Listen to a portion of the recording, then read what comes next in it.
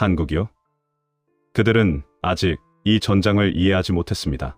홍해의 항로가 흔들리자 유럽의 공급망이 밀리기 시작했고 각국 해군은 최신 전력을 투입했지만 작은 비행체 하나를 완전히 멈추지 못했습니다. 요격은 이어졌지만 공격은 반복됐고 대응은 점점 늦어졌습니다. 지휘부는 숫자를 쌓고 있었지만 바다는 여전히 통제되지 않았습니다. 같은 장면이 계속되는데 누구도 끝을 만들지 못했습니다. 그 순간 아무도 생각하지 못했던 존재가 움직이고 있었던 건 아닐까요?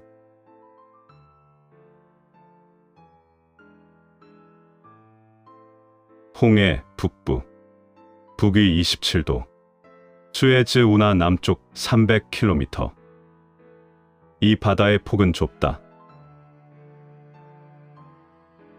가장 넓은 곳도 350km를 넘지 않는다. 그러나 하루 50척 이상의 선박이 이 물길을 통과한다. 유럽으로 가는 원유, 아시아로 가는 부품, 중동으로 가는 식량. 세계 해상 물동량의 약 15%가 이 좁은 수로를 지난다. 이곳이 막히면 유럽의 공장이 멈추고 아시아의 항구가 밀리고 장바구니 물가가 오른다. 역사적으로 이 바다는 늘 분쟁의 중심이었다. 고대 이집트가 통제했고 오스만이 지배했고 영국이 관리했다. 그리고 지금 후티 반군이 이 바다를 겨누고 있다. 정규군이 아니다. 그런데 세계 최강의 해군을 상대로 이 바다의 흐름을 멈추게 했다. 신호는 짧았다. 메이데이. 단 한 단어. 뒤가 없었다. 선박의 이름도, 선장의 목소리도, 좌표도 모두 끊겼다. 이후 그 해역을 지나던 선박들이 공통된 보고를 올렸다. 연기, 기름, 파편, 그리고 아무것도 없는 바다. 이것이 시작이었다. 메이데이는 더 이상 구조 요청이 아니었다. 경고였다. 이 바다에 들어오면 신호조차 보낼 시간이 없다는 경고. 레이더에 점 하나가 찍혔다. 크기가 작다. 고도가 낮다. 속도는 시속 200에서 300km. 일반 항공기의 레이더 반사 면적은 수 제곱미터. 그런데 이 점은 달랐다. 반사 면적이 극도로 작았다. 함교 당직사관이 처음 이 신호를 봤을 때 그는 새떼라고 생각했다. 아니면 기상 반사. 그게 더 합리적이었다. 몇 분 뒤 충격음이 울렸다. 선박, 우연 중앙부. 폭발은 작았다. 그러나 정확했다. 연료, 탱크와 기관실 사이. 드론 공격이었다. 후티가 사용한 드론은 이란제 샤헤드 계열 개량형. 대당 가격은 수만 달러 수준. 그런데 맞은 선박은 보험, 처리에만 수십억 원이 소요됐다. 이게 핵심이었다. 공격자는 싸다. 방어자는 비싸다. 그리고 보이지 않는 것을 막는 방법은 존재하지 않는 것처럼 보였다. 첫 번째 사건이 보고됐다. 사흘 뒤 두 번째. 위치가 달랐다. 방향이 달랐다. 선박, 국적도 달랐다. 그런데 방식은 동일했다. 낮은 고도, 소형 드론, 정밀 타격. 대응 체계가 긴급 가동됐다. 순찰 범위를 늘렸다. 감시 주파수를 추가했다. 당직 인원을 증편했다. 막았다. 다음 날 세 번째가 왔다. 후티는 단순 반복이 아니었다. 그들은 학습하고 있었다. 방어 패턴을 파악했다. 취약, 시간대를 찾아냈다. 공격, 각도를 바꿨다. 하나씩 막는 방식은, 하나씩 보내는 방식을. 절대 이길 수 없었다. 적의 드론 한 기 비용은 요격, 미사일 한 발보다 수십 배 저렴했다.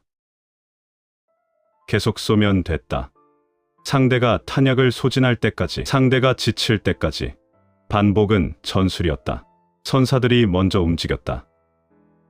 전 세계 상위 10개 해운사 중 6곳이 홍해 통과를 중단했다. 우회를 선택하면 수에즈를 통과할 수 없다. 아프리카 희망봉을 돌아야 한다. 추가 거리 편도 약 3,500km, 추가 시간 열흘에서 2주. 추가 연료비 편도 수억 원 이상. 그런데 선사들은 계산을 마쳤다. 피격 위험보다 우회가 싸다. 그렇게 홍해의 흐름이 끊겼다. 하루 50척이 지나던 이 바다에서 주요 컨테이너선이 사라졌다. 전쟁이 없었다. 점령도 없었다. 그런데 세계에서 가장 중요한 바다가 드론 몇 기에 의해 멈췄다. 선박들이 사라지자 세계가 반응했다.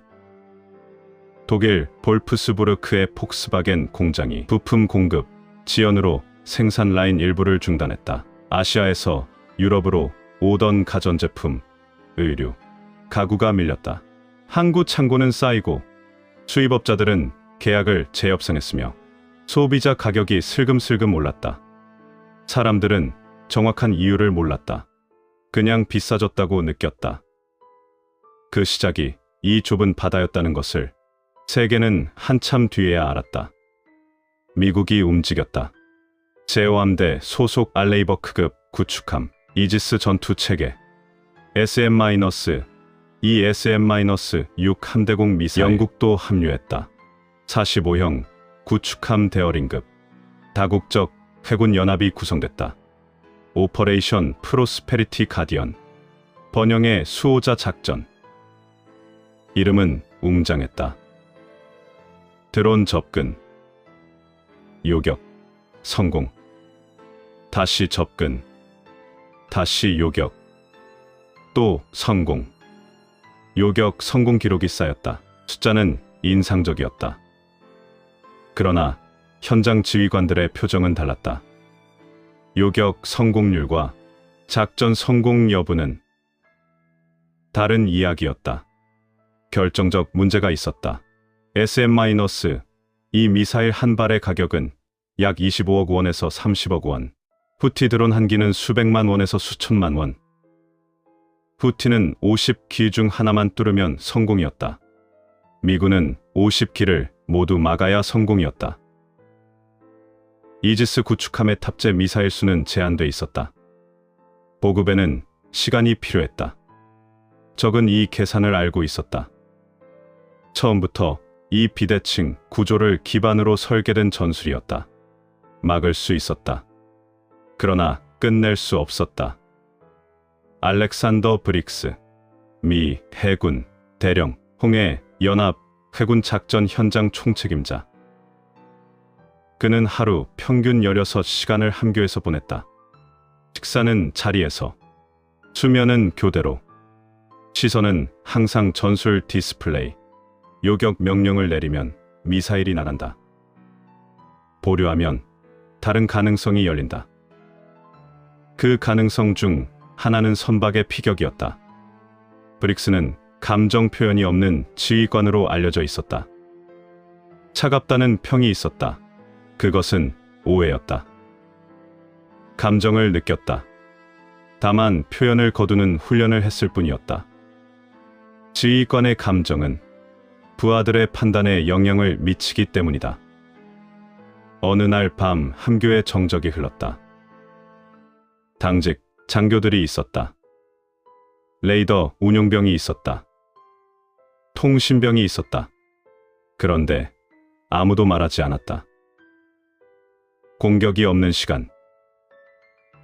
이 고요함이 평화가 아니라 다음 공격 전에 침묵이라는 것을 모두가 알았다. 브릭스는 창밖 바다를 바라봤다. 달이 없는 밤, 수평선은 어둠 속에 잠겨 있었다. 저 어딘가에서 지금 이 순간에도 드론이 날아오고 있을 수 있었다. 아직 레이더에 잡히지 않는 거리에서 그는 계산을 반복했다. 지금 방식의 요격 성공률, 소모되는 미사일 수, 남은 탑재량, 다음 재보급까지의 시간. 숫자들이 맞지 않았다. 새로운 방식이 필요했다. 단순히 더 많이 막는 게 아니었다. 공격 자체가 의미 없어지도록 상황의 구조를 바꿔야 했다. 브릭스는 보고서 하나를 검토하고 있었다. 운용 보고서가 아니었다. 동맹국 해군의 장비 성능 평가서였다. 대한민국. 그는 한국 해군을 알고 있었다. 모른다고 할 수 없는 위치였다. 연합훈련에서 한국 함정을 본 적 있었다. 정해진 임무를 수행했다. 절차를 따랐다. 성실했다. 그러나 솔직히 말하면 빠르게 따라오는 나라, 그 정도의 인식이었다. 미국, 영국, 프랑스, 이 나라들이 해상 방공의 기준이었다. 아시아에서는 일본, 한국은 그 다음이었다. 그런데 보고서의 수치가 달랐다. 천궁 II 체계 다중 동시 교전 능력, AI 기반 위협 우선순위 자동 산정, 반응 속도, 동시 추적 가능 목표 수. 숫자 하나하나가 기존의 인식을 흔들었다. 브릭스는 보고서를 덮었다. 그리고 다시 펼쳤다. 이게 실제 수치인가? 참모에게 말했다. 이쪽 연락처 가져와. 결정에는 검토가 필요했다. 상급 부대 보고가 있었다. 동맹 채널 협의가 있었다. 그러나 결론은 명확했다. 지금 방식으로는 부족하다. 투입한다. 한국 구축함이 홍해에 진입했다. 이름은 공개되지 않았다. 한 번도 공개 보고에서는 생략됐다. 그냥 나타났다. 선단의 오른쪽 측면, 소란이 없었다. 기자회견이 없었다. 설명하는 장교도 없었다. 그 함정은 단지 자리를 잡았다. 레이더를 켰다. 교신, 채널을 연결했다. 그리고 기다렸다. 이튿날 새벽 2시 12분. 레이더 반응. 기존 패턴과 같았다. 소형, 저고도, 빠른 접근. 그런데 이번엔 달랐다. 한국 함정이 먼저 반응했다. 통상적인 탐지 판단 요격 사이클에서 판단 단계의 시간이 사실상 존재하지 않았다.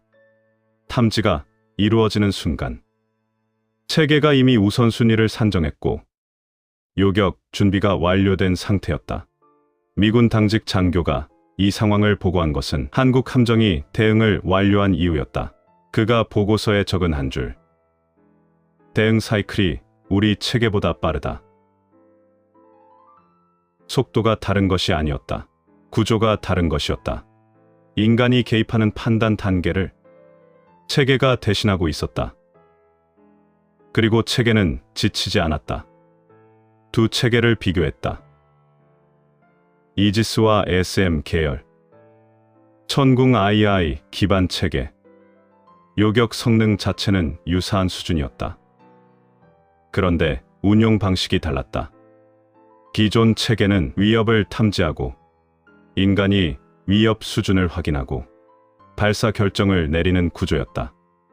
천궁 II는 달랐다. 센서가 위협을 감지하면 AI 체계가 동시 추적 목표 전체에 대해 우선순위를 자동 산정하고 대응 순서를 결정하며 요격, 자산을 할당했다. 인간은 최종 승인 단계에서만 개입했다.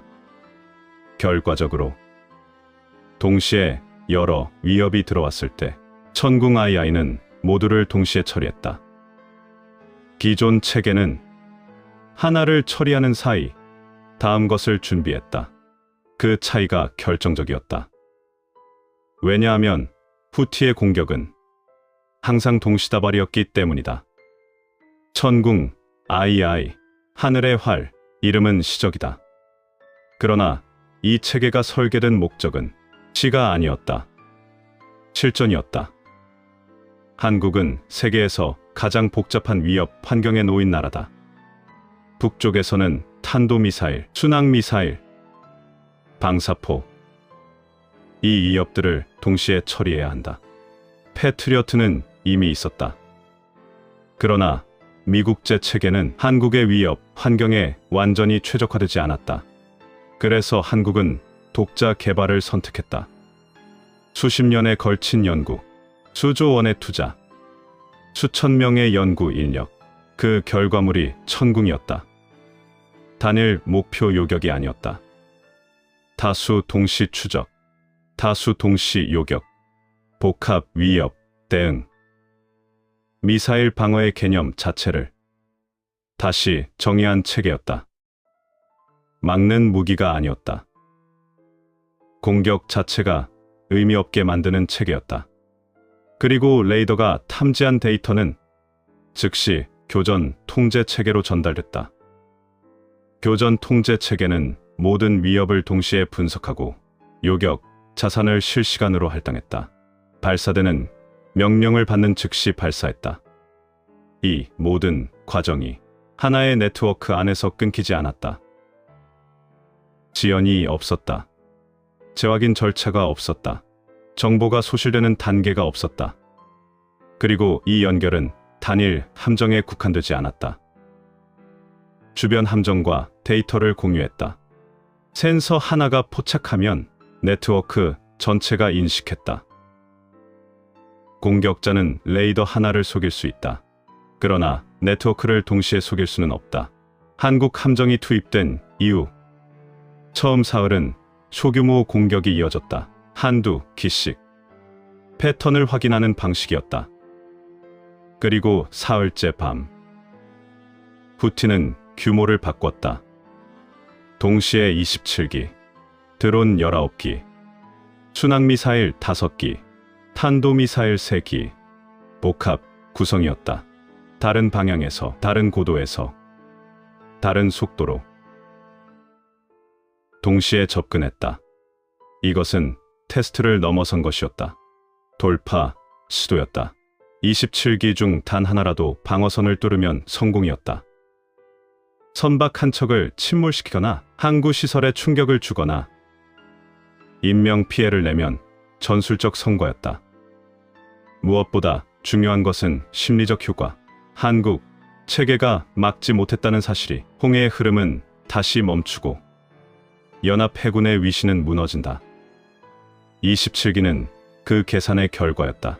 그리고 그것들은 일제히 날아왔다. 27기가 들어왔다. 천궁 II 체계가 반응했다. 27개의 위협이 동시에 추적 목록에 올랐다. 우선순위 산정이 완료됐다.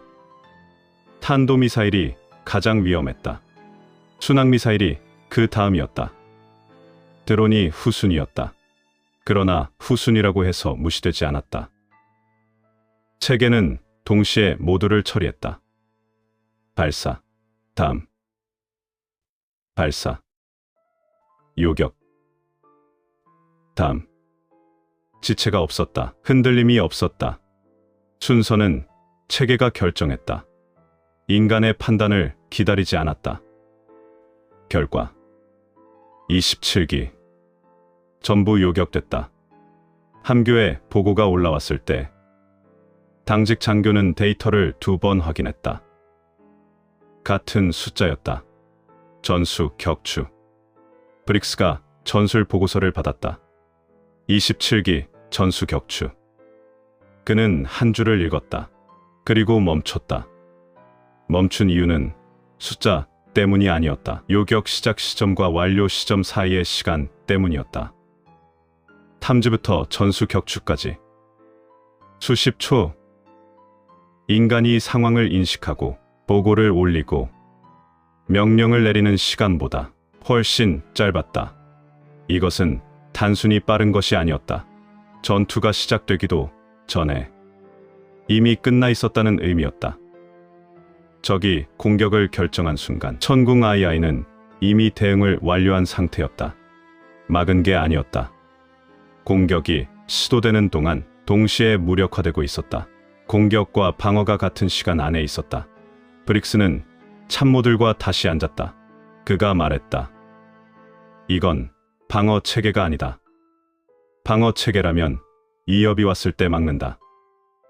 그런데 이건 위협이 오는 순간 이미 끝내고 있다. 전투의 구조 자체가 다르다. 기존의 방공 체계는 공격자에게 시간을 줬다. 탐지하고, 확인하고, 판단하고, 요격한다. 이 시간 동안 공격자는 이미 절반 이상 접근해 있다. 천궁 아이아이는 그 시간을 없앴다. 탐지가 곧 요격이었다. 전장의 시간 구조가 바뀐 것이다. 공격자가 가지고 있던 유일한 자원, 시간. 그것을 빼앗겼다. 브릭스는 보고서를 작성했다. 그가 선택한 단어. 무기가 아닌 체계. 무기는 쏜다. 체계는 판단한다. 무기는 명령을 받아 움직인다. 체계는 스스로 구조를 형성한다. 천궁 아이아이는 위협을 탐지하고, 분석하고, 우선순위를 부여하고, 요격, 자산을 배분하고, 실행하고, 결과를 평가하고, 다음 위협으로 전환하는 하나의 판단 구조였다. 국가가 수십 년에 걸쳐 수조 원을 투자해 만든 판단 시스템. 이것을 무기라고 부르면 부족하다. 전장에 올려놓은 하나의 지능이었다. 27기 전수 격추 이후에도 공격은 계속됐다. 그런데 현장 분위기가 달라졌다. 공격의 밀도가 줄었다. 복합, 구성이 단순해졌다. 간격이 길어졌다. 이것은 패배가 아니었다. 전술 조정이었다. 그러나 그 조정이 의미하는 것은 명확했다. 기존 방식으로는 효과를 낼 수 없다는 것을 인정한 것이었다. 드론은 왔다. 그러나 도달하지 못했다. 미사일은 날아왔다.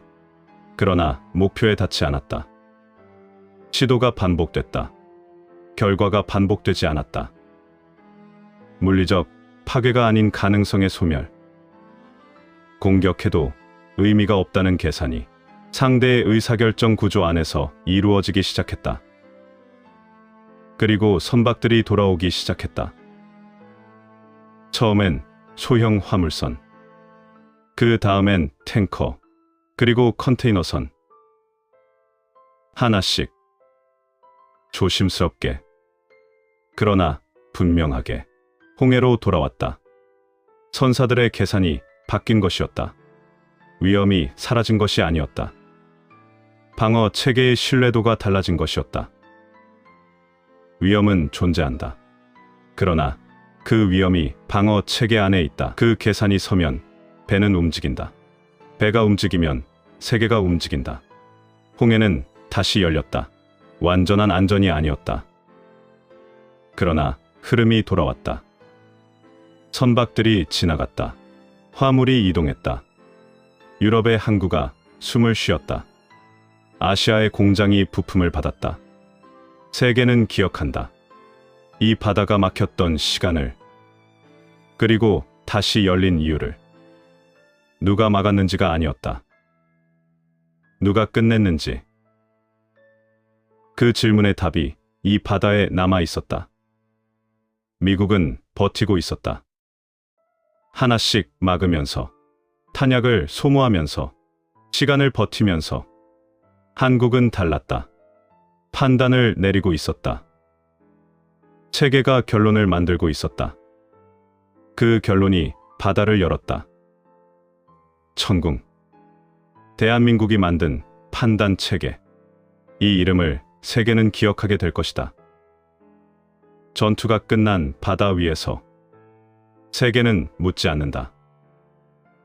어느 나라가 가장 오래 버텼는지를 세계는 기억한다. 누가 결론을 냈는지를. 구독, 좋아요는 저에게 큰 힘이 됩니다. 구독과 좋아요로 함께 해주세요. 다음 이야기로 이어집니다.